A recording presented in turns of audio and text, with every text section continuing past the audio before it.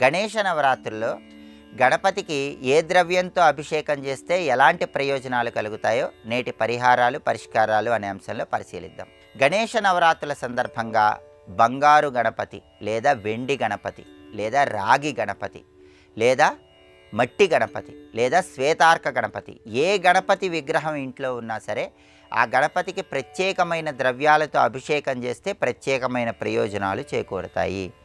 మీ గృహంలో ఉన్నటువంటి గణపతి విగ్రహానికి ఆవు పాలతో రోజు అభిషేకం చేయటం ద్వారా సర్వ సంపదలు కలుగుతాయి, ధనపరంగా మంచి ప్రయోజనాలు సిద్ధిస్తాయి. ఆవు పెరుగుతో గణపతి విగ్రహానికి అభిషేకం చేస్తే దీర్ఘకాలిక అనారోగ్య సమస్యలన్నీ తొలగిపోతాయి, ఆరోగ్యపరంగా మంచి ప్రయోజనాలు కలుగుతాయి. అలాగే తేనెతో గణపతికి అభిషేకం చేయటం ద్వారా ప్రధానంగా కుటుంబ కలహాల తీవ్రతను తగ్గింపజేసుకోవచ్చు.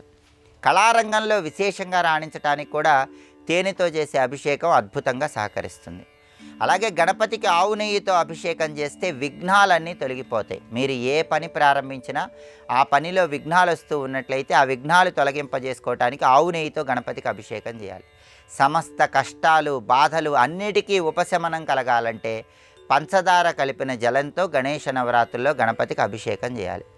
అలాగే చేతి వరకు వచ్చి జారిపోతున్నటువంటి పనుల్లో విజయాలను సిద్ధింపజేసుకోవాలంటే అరటి పండ్ల గుజ్జుతో గణపతికి అభిషేకం చేయాలి.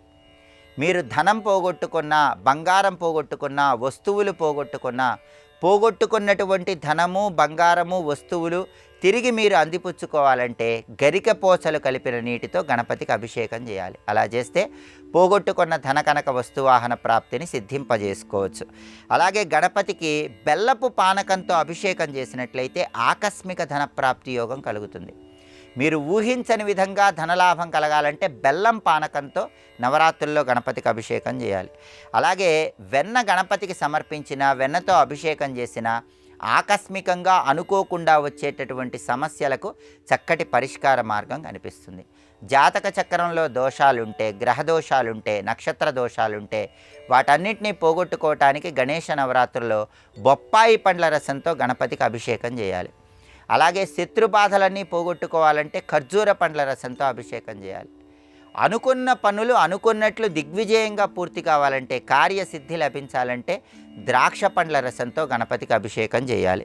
అలాగే గణపతికి నీటిలో కొద్దిగా పసుపు కలిపి నీటితో అభిషేకం చేస్తే జాతక చక్రంలో ఉన్నటువంటి కుజదోషం వల్ల కానీ, రాహుకేతు దోషాల వల్ల కానీ, సప్తమ స్థానంలో ఉండే దోషాల వల్ల కానీ, శుక్రగ్రహ దోషాల వల్ల కానీ పెళ్ళిళ్ళు ఆలస్యం అవుతూ ఉన్నట్లయితే వివాహం త్వరగా నిశ్చయం కావటానికి పసుపు కలిపిన నీటితో చేసే అభిషేకం విశేషంగా సహకరిస్తుంది.